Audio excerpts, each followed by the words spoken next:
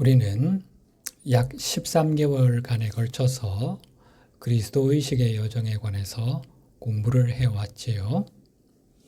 풍요로운 삶에 이르는 길에 관해 공부를 하던 중에 이 주제로 넘어와서 1년이 조금 넘는 기간 동안 우리 자신의 의식을 높이는 공부를 해온 것입니다. 그리스도 의식에 이르는 열쇠 8가지를 공부했는데 갈수록 내용이 깊어지고 어려워지지요. 의식이 더욱 깊어지고 성숙해져야만 공부할 수 있는 열쇠들이 아직 몇 개 남아 있습니다. 이 열쇠들은 현재 수준에서는 공부하기가 좀 시기상조인 것 같습니다. 그래서 이쯤에서 다시 풍요로운 삶에 이른 길로 돌아가서 좀 더 기초적인 내용을 다지는 것이 필요하겠다는 생각이 듭니다. 그래서 오늘부터 다시 풍요로운 삶에 이르는 열쇠에 관해서 공부를 해 나가려고 합니다.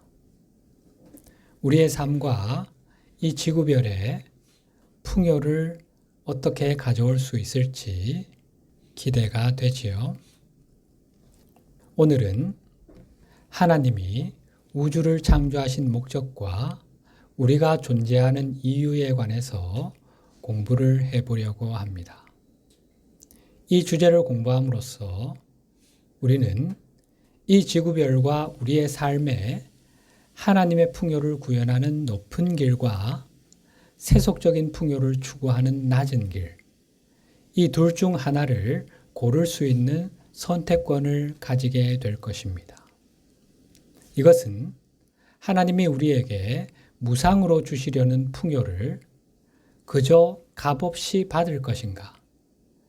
아니면 힘으로, 강제로 풍요를 강취하려고 할 것인가의 문제입니다. 먼저 우리가 하나님이라 칭하는 신은 과연 어떤 존재인가? 이에 관한 설명으로 시작해 보겠습니다. 신에게는 두 가지 측면이 있습니다. 하나는 어떤 구별도 존재하지 않는 순수한 존재로서의 측면이고, 다른 하나는 창조주입니다. 순수한 존재로서의 신을 전체성이라고 명명할 수 있습니다. 영어로 allness, 보편성, 완전함, 이렇게도 번역할 수 있겠지요. 순수한 존재로서의 신은 전지전능하고 자급자족하는 존재입니다. 이 전체성 속에는 전체와 분리된 어떤 형태도 들어설 공간이 없습니다. 신의 또 다른 측면은 창조주입니다. 전체성 속에서 개별적인 형상을 창조하는 것은 불가능하며, 전체와 분리된 어떤 것을 창조하는 것도 불가능합니다. 어떤 개별적인 형태가 창조되기 위해서는 전체와는 분리된 전체보다 작은 공간이 반드시 존재해야 합니다. 그래야만이 그 빈 공간 속에 전체와 분리된 별개의 형태들, 개별적인 형상들을 창조할 수 있습니다. 내용이 좀 어렵지요. 전체성을 순수한 백색광만 존재할 정도로 강렬한 빛을 지닌 태양에 비유해 보십시다. 태양으로부터 어느 정도 떨어져 있어야만 비로소 다른 색깔의 빛이 존재할 수 있는 공간이 생기겠지요. 백색광만 나는 강렬한 태양 가까이서는 다른 빛이 존재할 수가 없지 않습니까? 백색광에 다 묻혀버리지 않습니까? 이와 같은 이치로 이해하시면 됩니다. 이제 창조의 구체적인 과정을 살펴볼 텐데, 이 설명은 선형적인 사고에 익숙한 우리의 현재 의식 상태에 맞춰진 것임을 먼저 이해할 필요가 있습니다. 선형적 사고란 직선적이고 평면적인 사고로 인과관계를 따라 사고하는 논리적인 사고방식입니다. 그런데 이것은 진리를 인식하는 데는 적합하지 않은 방식입니다. 진리는 직선적이지도 평면적이지도 않으며 또 인간 지성의 논리를 뛰어넘는 것이기 때문입니다. 흔히들 좌뇌가 주로 담당하는 역할이라고들 하지요. 이에 대비되는 개념으로 구형적 사고를 들 수 있습니다. 입체적, 직관적, 창의적 사고라고 할 수 있는데 대상을 다차원적으로 바라보면서 다양한 관점에서 사고하는 방식입니다. 진리를 설명하기에 보다 적합한 사고방식이라고 할 수 있습니다. 우뇌의 기능이라고 그렇게 알려져 있지요. 그런데 우리는 구형적 사고보다는 선형적 사고에 익숙하지요. 그래서 먼저 선형적인 용어를 사용해서 창조의 과정을 어느 정도 이해하는 것이 선행되어야 합니다.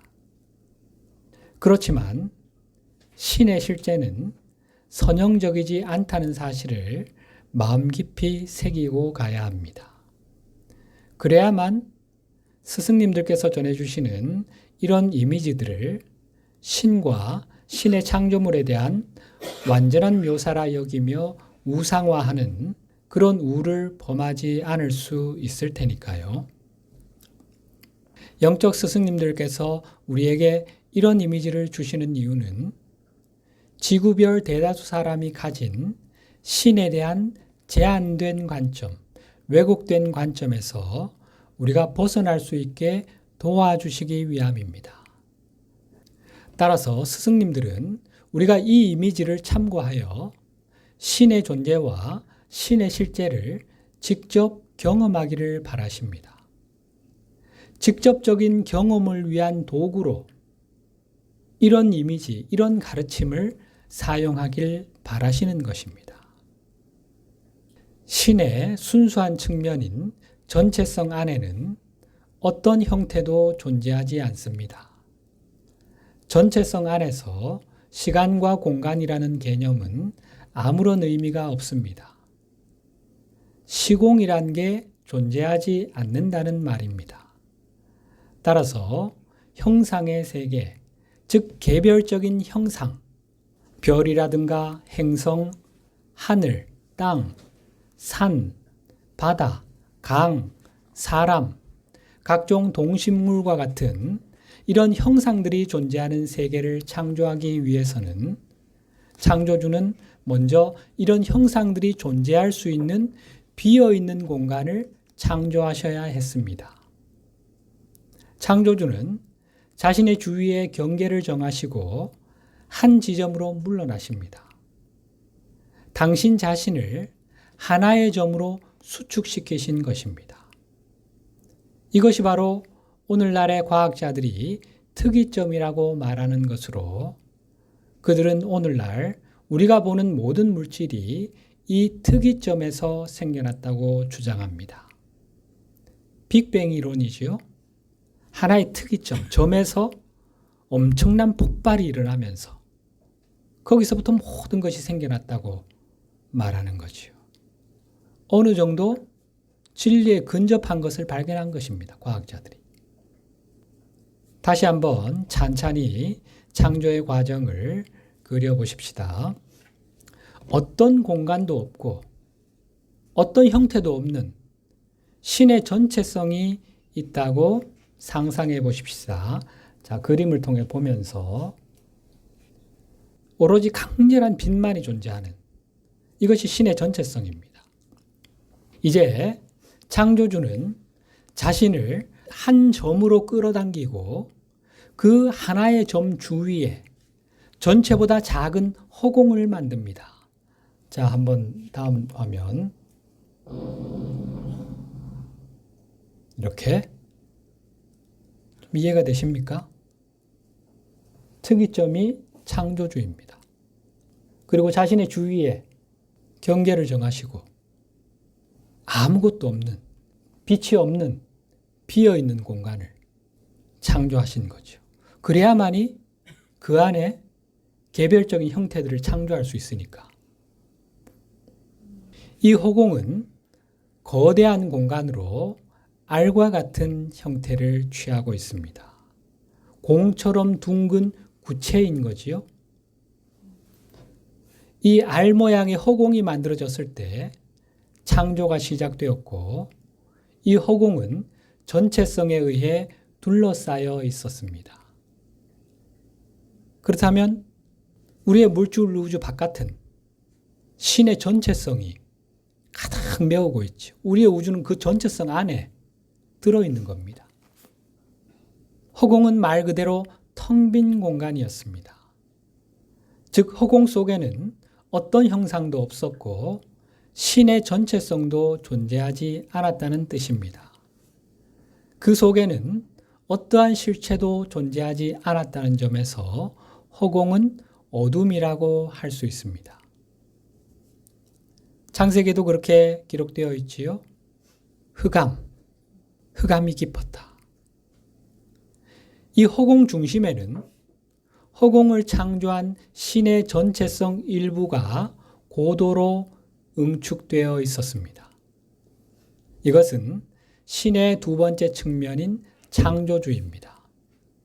창조주는 그 이상이 되려는 열망, 곧 자기 초월의 열망을 지니고 있는 존재입니다. 따라서 이 열망에 따라 허공이 다시 신의 전체성이 될 때까지 허공을 당신 자신으로, 즉 빛으로 채워나가기 시작합니다. 이렇게 하는 이유가 뭘까요? 그것은 이런 과정을 통해서 자신을 초월해 갈 수 있기 때문입니다. 우리의 창조주는 자기 초월의 열망을 이런 방식으로 이루어 가기로 선택하신 것입니다. 이처럼 허공을 빛으로 채워나가는 과정에는 신의 들숨과 날숨이라는 우주의 춤이 있습니다. 창조주는 숨을 들이쉬면서 자신의 특이점에 집중하여 허공을 창조합니다. 신의 들숨, 우주의 들숨이지요. 그런 다음 우주의 날숨이 다시 허공을 채울 때까지 숨을 내쉽니다. 말씀드린 것처럼 허공을 만들고 그것을 채우는 이 우주의 춤에 참여하는 과정에서 창조주의 자기의식은 성장을 이루어가게 됩니다. 이런 자기의식의 성장이 바로 창조의 거시적인 목적입니다. 이 자기의식의 성장은 창조주에게만 적용되는 게 아니지요. 창조주의 확장체인 우리를 포함한 세상 모든 존재에게 적용되는 우주의 절대 법칙입니다. 존재하는 모든 것이 창조주의 몸이요, 창조주 자신이니까요. 창조주는 허공 한가운데 있는 하나의 점, 특이점으로 존재하면서 허공을 당신의 피조물들로 채워나가기 시작합니다. 창조의 첫 번째 행위로 창조주는 어떤 형태, 어떤 형상도 만들 수 있는 만물의 기본 진료를 창조해야 했습니다. 성경은 이를 뭐라고 하지요? 빛이라고 하지요. 창세기 1장 3절 말씀. 하나님이 이르시되 빛이 있으라 하시니 빛이 있었고. 오늘날 우리가 어머니 빛 또는 에너지라고 부르는 것이지요. 이어서 창세기는 하나님이 빛과 어둠을 나누셨다고 기록하고 있습니다. 4절. 빛이 하나님이 보시기에 좋았더라. 하나님이 빛과 어둠을 나누사. 빛과 어둠을 나누셨다는 것은 아직 아무 형상도 없는 허공을 가득 메우고 있는 어둠으로부터 형태를 취할 수 있는 빛을 분리하셨다는 뜻입니다. 창조주의 거시적인 목적은 빛이 허공 전체를 채우는 것, 즉 빛의 부재 상태인 어두움이 소멸될 때까지 빛을 확장하는 것입니다.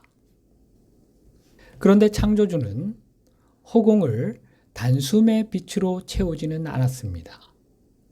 물론 그럴 수 있는 전능한 힘이 있지만 그렇게 하지 않으신 것입니다. 그 이유는 창조주는 당신이 창조하신 당신의 확장체들, 곧 자기의식, 자기인식 능력을 지닌 존재들에게 당신과 함께하는 공동창조자로서 허공을 빛으로 채우는 일에 봉사할 수 있는 기회를 주시기 위해 점진적으로 허공을 채워나가고 계십니다. 이것이 창조의 목적입니다. 이렇게 하시는 이유는 공동창조자들인 우리가 더 큰 존재로 성장해가는 과정을 통해 창조주의 자기의식도 성장하기 때문입니다. 달리 말하면 창조주의 자기 초월의 열망은 당신의 확장체인 우리의 자기 초월을 통해 성취될 수 있기 때문입니다. 이렇게 함으로써 창조주의 확장체요 개체화인 우리의 의식도 성장할 수 있습니다. 이 과정을 통해 우리는 자신이 누구이며 어디에서 왔는지를 알게 되고 원하는 곳은 어디든 갈 수 있는 잠재력을 지닌 존재라는 사실을 더 깊이 자각할 수 있게 됩니다. 이것이 창조의 진정한 목적이고 또 자기의식을 성장시키는 목적이기도 합니다. 이를 통해 순수한 존재로서의 신, 곧 전체성조차도 더 큰 존재가 되어갈 수 있습니다. 이렇게 창조된 허공이 첫 번째 구체인데 창조주는 자기의식을 지닌 당신의 확장체들을 창조하시어 증식하고 다스리라는 명령과 함께 그들을 이 첫 번째 구체로 내려보내셨습니다. 성경은 이를 이렇게 묘사하고 있지요. 창세기 1장 27절 하나님이 자기 형상 곧 하나님의 형상대로 사람을 창조하시되 남자와 여자를 창조하시고 하나님이 그들에게 복을 주시며 하나님이 그들에게 이르시되 생육하고 번성하여 땅에 충만하라. 땅을 정복하라. 바다의 물고기와 하늘의 새와 땅에 움직이는 모든 생물을 다스리라 하시니라.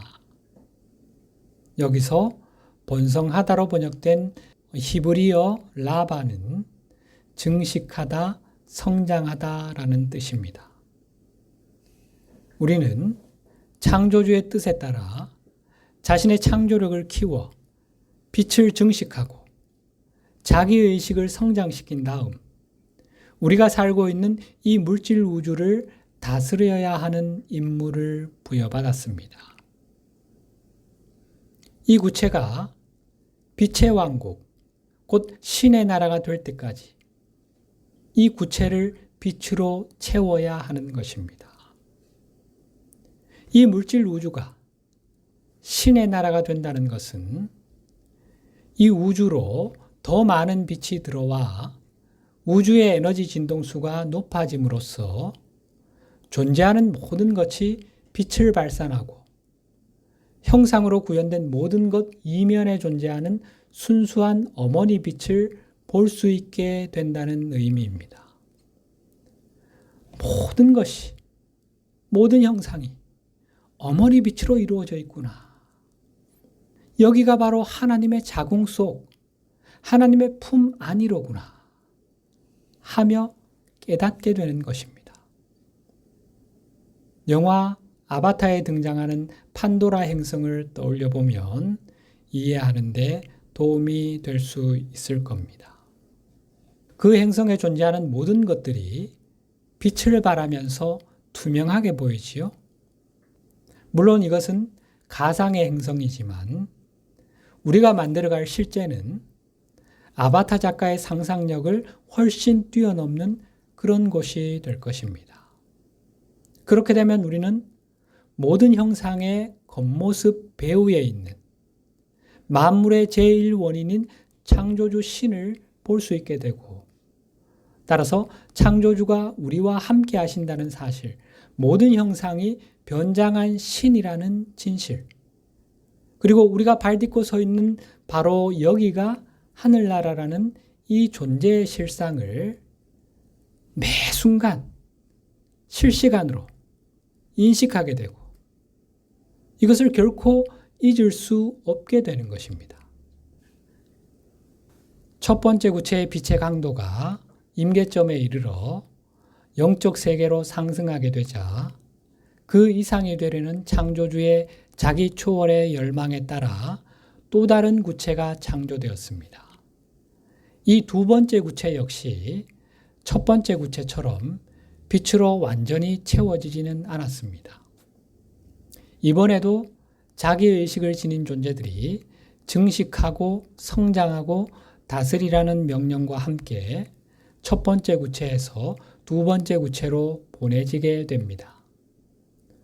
두 번째 구체로 보내진 이 존재들 중 일부는 창조주에 의해 직접 창조된 존재들이었지만, 대부분은 첫 번째 구체에서 공동 창조자 역할을 하며 그 구체를 빛으로 채웠던 생명 흐름들에 의해 창조된 존재들이었습니다. 이들은 첫 번째 구체에서 창조주의 확장체였던 그 존재들의 확장체로 창조된 것입니다. 쉽게 말해 첫 번째 구체의 공동 창조자들이 두 번째 구체의 공동 창조자들을 낳은 그들의 영적인 부모라는 말입니다. 이러한 창조의 과정은 여러 구체를 거치면서 계속되었고, 현재 우리가 사는 이 물질 우주는 이런 일련의 창조 과정에서 가장 최근에 창조된 구체입니다. 정확히는 7번째 구체가 됩니다. 우리 구체는 창조주가 여러 차례 허공을 취하여 새로운 구체를 창조하셨고, 그 구체를 일정량의 빛으로 채워서 영적 세계의 일부가 되게 하는 전체 창조 과정의 연장선상에 놓여 있는 거지요. 우리가 살고 있는 이 물질 우주는 우리의 감각이나 과학 또는 종교에서 말하는 것처럼 신 또는 신의 다른 창조물들과 분리되어 있지 않습니다. 먼저 창조된 6개의 구체는 저 멀리 다른 공간에 있는 것이 아니라 우리와 같은 공간에 다른 진동수로 겹쳐서 존재하며, 그 정점에 있는 창조주는 이 모든 것의 중심에서 모든 것을 품어 안고 계시는 거지요. 모든 구체와 그 안에 있는 모든 당신의 확장체들을 통해 당신 자신을 표현하고 계신다고 말할 수 있습니다. 그러니 우리가 신과 분리되어 있다거나 영적 세계와 물질계가 분리되어 있다는 이 분리의 느낌은 이원성에 빠진 우리의 마음속에만 존재하는 환영인 거지요. 우리의 물질 우주는 뚫을 수 없는 장벽에 의해 신이나 영적인 영역과 분리되어 있지 않습니다.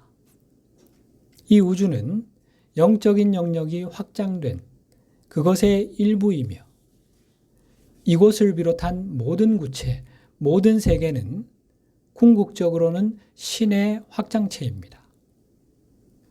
현재 우리가 앉아있는 이 공간에는 많은 전파가 공기를 관통하며 흘러다니고 있지요. 라디오, 인터넷, 휴대폰 전파 등등. 이 전파들은 서로 다른 진동 주파수를 가지고 있기 때문에 서로 충돌하지 않고도 같은 공간에 공존할 수 있습니다.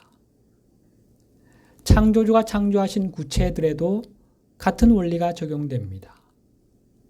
7개의 구체는 같은 우주 공간에, 즉 같은 허공 속에 존재하고 있으며 단지 서로 다른 주파수를 가지고 있을 뿐입니다. 그 중에서 진동 주파수가 가장 낮은 물질로 이루어진 물질 우주는 우리가 머물고 있는 이 7번째 구체뿐이며 나머지 6구체는 모두 영적 세계로 상승해 있습니다. 물론 같은 영적 세계라도 위로 올라갈수록 그 구체를 형성하고 있는 에너지의 진동수가 높아집니다. 빛의 강도가 더 세다는 말입니다.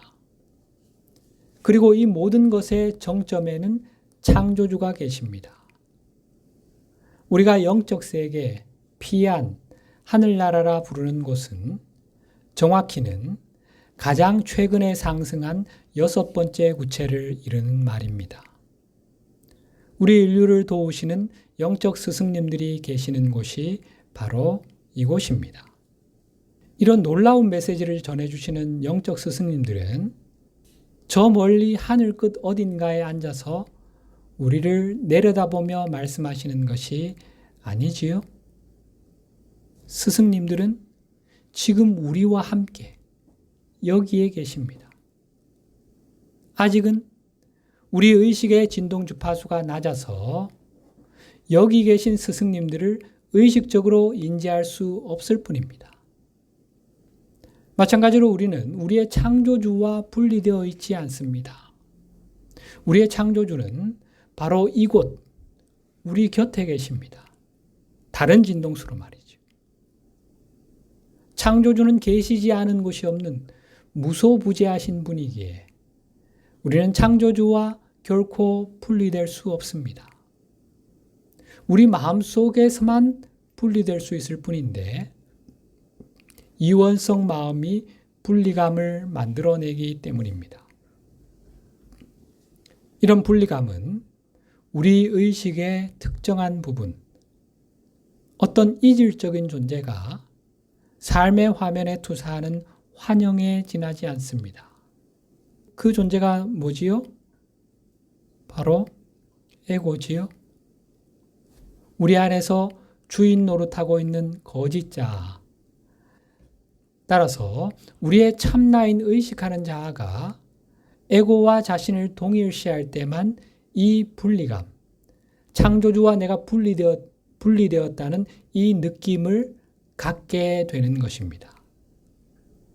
에고로부터 자신을 분리하여 본래의 상태, 본래 정체성을 회복하게 되면 아버지와 나는 하나이며 여기가 바로 하늘나라임을 알게 되는 거지요.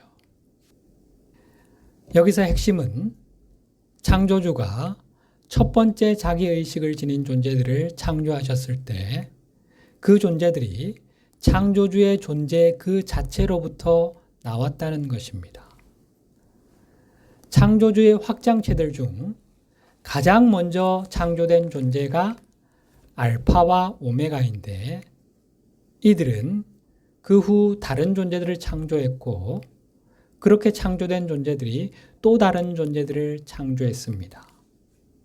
이런 식으로 해서 자기의식을 지닌 존재들의 영적 계보가 생겨났고 각 세대가 머물면서 공부할 수 있는 여러 구체가 창조된 것입니다.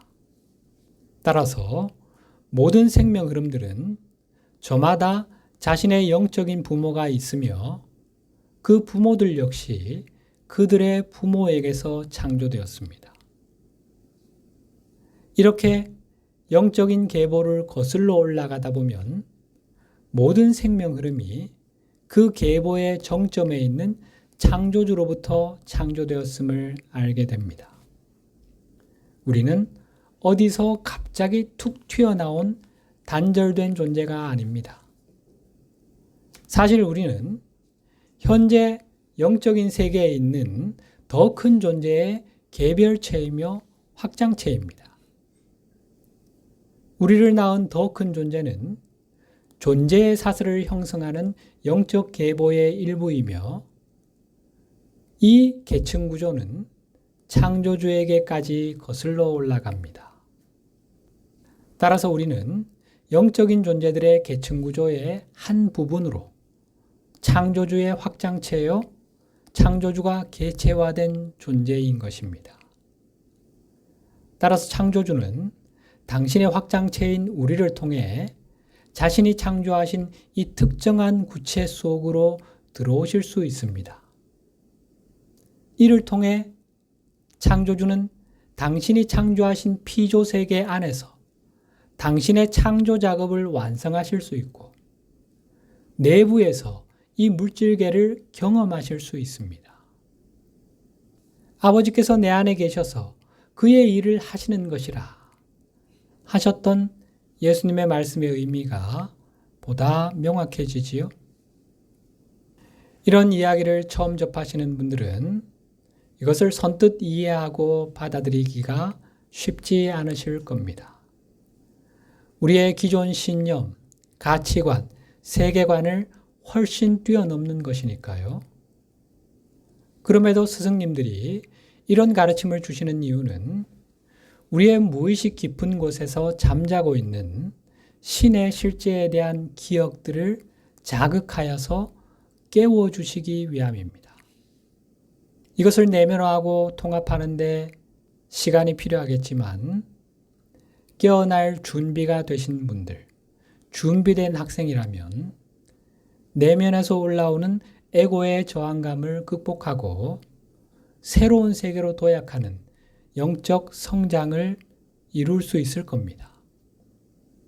용기를 내보시기 바랍니다.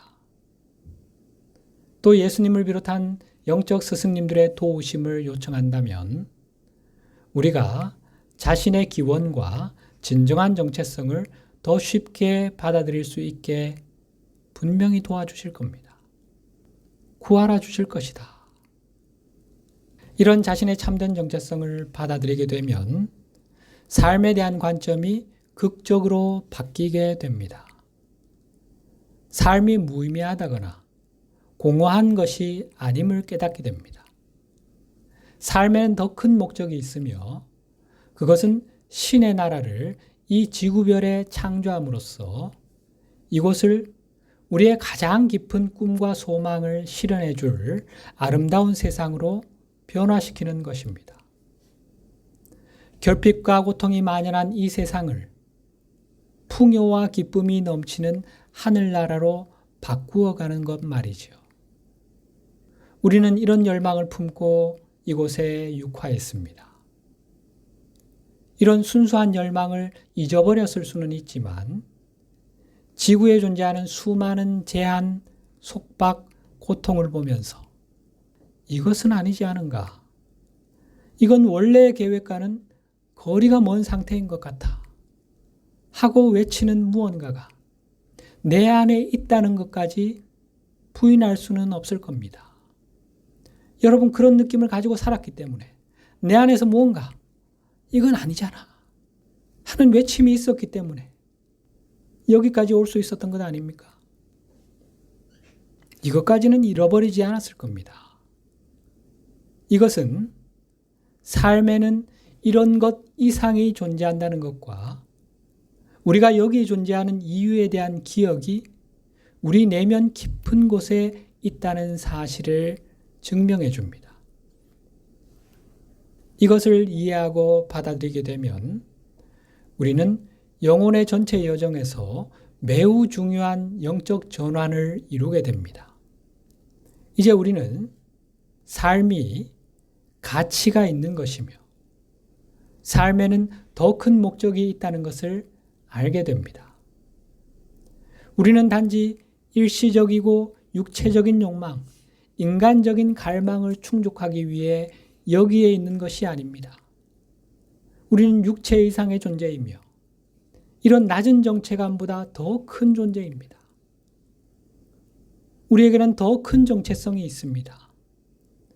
우리는 더 큰 존재의 일부로서 우리 본래의 영적 개성을 온전히 표현하기 위해 이곳에 존재하는 것입니다.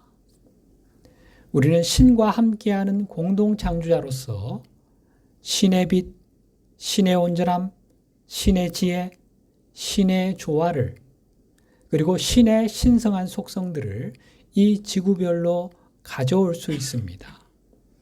그럴 수 있는 능력이 우리에게 있다는 사실에 깨어나야 합니다. 우리가 가져올 이 선물은 우리 지구별을 풍요롭게 할 것입니다. 우리의 선물을 통해 현재의 결핍과 고통이 풍요와 기쁨으로 대체되는 거지요. 주님은 우리를 향해 세상의 빛이라고 말씀하셨지요. 마태복음 5장 14절 너희는 세상의 빛이라 산 위에 있는 동네가 숨겨지지 못할 것이요. 우리는 세상의 빛이 되어 이 세상을 빛의 나라로 바꾸기 위해 여기에 있는 것입니다. 즉 온갖 아픔과 고통, 결핍을 만들어내면서 이 땅을 덮고 있는 어둠, 이 어둠을 제거하는 것이 우리가 여기에 온 목적입니다. 이미 잘 아시는 것처럼 오늘날 우리가 이 지구별에서 목도하는 고통과 결핍은 하나님의 뜻, 계획과는 전혀 무관한 것입니다. 오늘은 여기까지 하고 다음 주에 계속 이어가도록 하겠습니다.